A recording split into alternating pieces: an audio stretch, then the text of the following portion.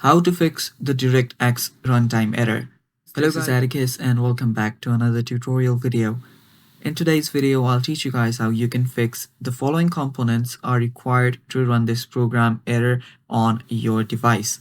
Now, this occurs whenever you're trying to use your games, whenever you're trying to play any of your games.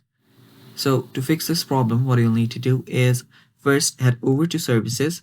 So you can simply search for services and open that up.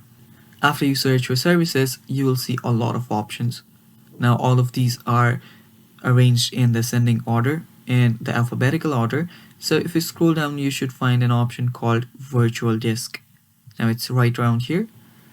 So after you find this, right click on this and you should see the properties. Head over to the properties, and after you're on the properties, you will see the startup type. Now if this is on manual, make sure that you change it to automatic, tap on apply and then tap on OK. After you do that, all you now need to do is restart your computer and you're good to go. And that is all for the video, guys. Thanks for watching. Stay tuned for more and bye bye.